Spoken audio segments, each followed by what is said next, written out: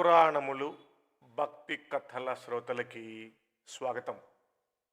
సంపూర్ణ కార్తీక మహాపురాణము 30వ పారాయణము.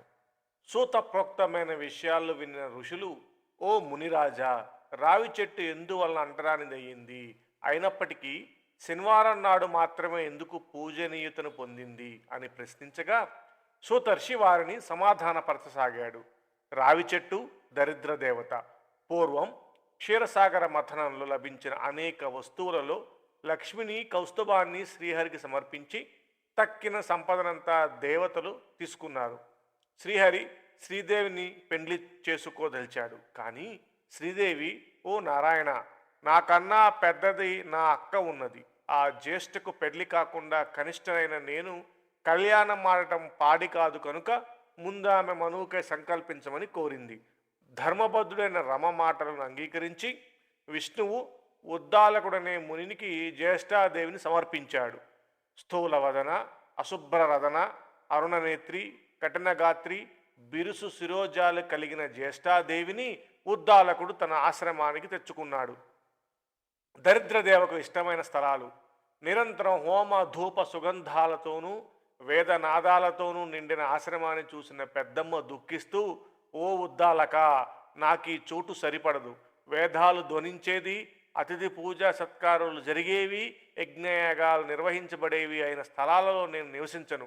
అన్యోన్యానురాగం గల భార్యాభర్తలు ఉన్న చోట కానీ, పితృదేవతలు పూజింపబడే చోట కానీ, ఉద్యోగస్తుడు, నీతివేత్త, ధర్మనిష్ఠుడు, ప్రేమగా మాట్లాడేవారు, గురుపూజ ధురంధరుడు ఉండే స్థలాలలో కానీ నేను ఉండను.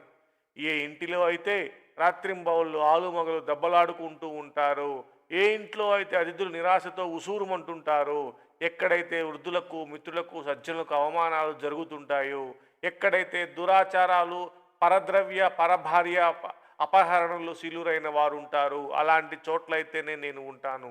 కళ్ళు తాగేవాళ్ళు, గోహత్యలు చేసేవాళ్ళు, బ్రహ్మహత్యాది పాతక పురుషులు ఎక్కడ ఉంటారో నేను అక్కడే ఉండడానికి ఇష్టపడతాను అంది. రావి చెట్టు మొదట్లో జ్యేష్ఠావాసం. ఆమె మాటలకు వేదవిధుడైన ఆ ఉద్దాలకుడు కించిత్ నొచ్చుకున్నవాడై, ఓ జ్యేష్ఠ, నీవు కోరినట్లుగానే నీకు తగిన నివాస స్థలాన్ని అన్వేషించి వస్తాను. అంతవరకు నువ్వు ఈ రావి చెట్టు మొదట్లో కదలకుండా కూర్చోమని చెప్పి బయలుదేరి వెళ్ళాడు. భర్త ఆజ్ఞ ప్రకారం జ్యేష్ఠాదేవి రావి చెట్టు మొదల్లోనే అలాగే ఉండిపోయింది. ఎన్నాళ్ళకి ఉద్దాలకుడు రాకపోవడంతో పతి విరహాన్ని భరించలేని పెద్దమ్మ పెద్ద పెట్టున దుఃఖించసాగింది. ఆమె రోదనలు వైకుంఠంలో ఉన్న లక్ష్మీనారాయణ చెవుల్లో పడ్డాయి. వెంటనే లక్ష్మి తన అక్కగారిని ఊరడించవలసిందిగా విష్ణువును కోరింది. విష్ణువు కమలా సమేతుడై జ్యేష్ఠాదేవి ఎదుట ప్రత్యక్షమయ్యి ఆమెను ఊరడించుతూ, ఓ జ్యేష్ఠాదేవి, ఈ రావి చెట్టు నా అంశతో కూడి ఉంటుంది కనుక నువ్వు దీన్ని మూలంలోనే స్థిర నివాసం ఏర్పరచుకుని ఉండిపో. ప్రతి ఏటా నిన్ను పూజించే గృహస్థుల యందు లక్ష్మి నివాసం ఉంటుంది అని చెప్పాడు.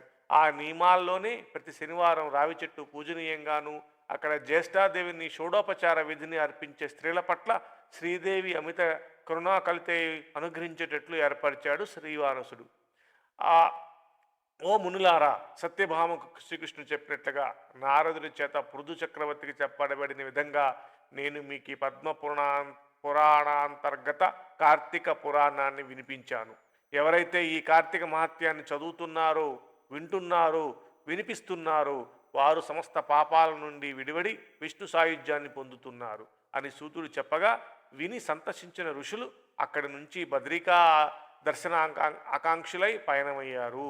30 బహుళ అమావాస్య రోజు పారాయణము సమాప్తము. నమ పార్వతీపతయే హర హర మహాదేవ శంభో శంకర. ఓం నమో నారాయణాయ. కార్తీక మహత్యము సంపూర్ణము.